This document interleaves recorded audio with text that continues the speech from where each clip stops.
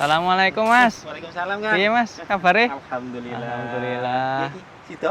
Sido lho Mas, ngaji to? Wis ya, makan langsung ya. Siap. Antum dari mana tadi Mas? Dari situ loh Kang. Oh, Saya tuh Kang, hmm. nek lewat jalan sepi, tur gelap. Kadang kala iki dredeg. Takut Kang. Mati Nopo ngono ya? Mas.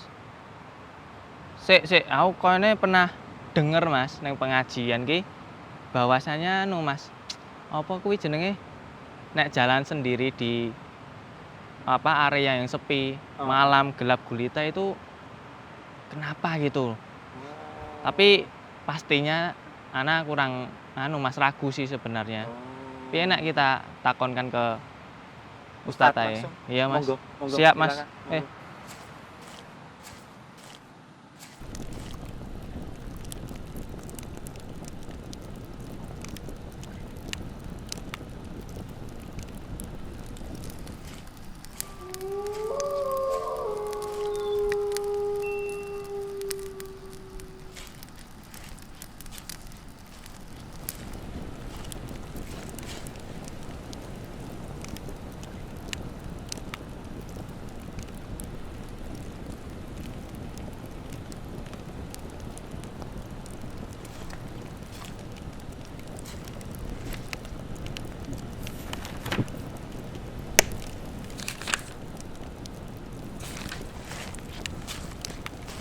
Assalamualaikum Dan. Waalaikumsalam warahmatullahi. Monggo silahkan duduk. Ya.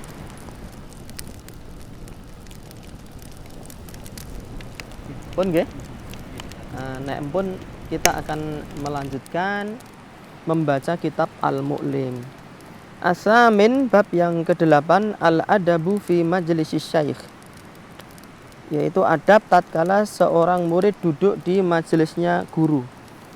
An yajlisa baina yaday syaikh jilsatal adabi. Seorang murid hendaknya duduk di hadapan gurunya dengan penuh santun.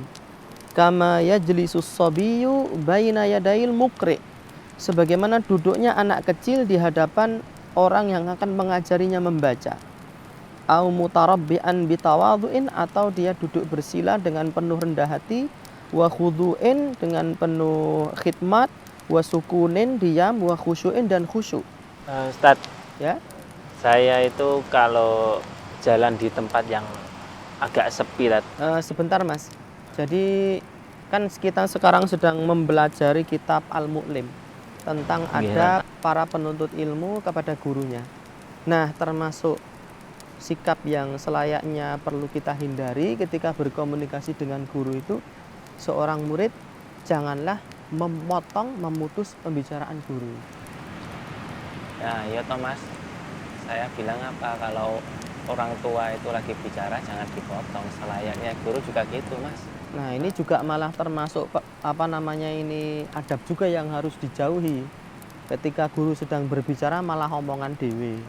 Makanya lebih baiknya kita simak saja bareng-bareng pernyataan Imam Badruddin Ibnu Jama'ah Al-Kinani. Dia dari kalangan ulama Syafi'iyah.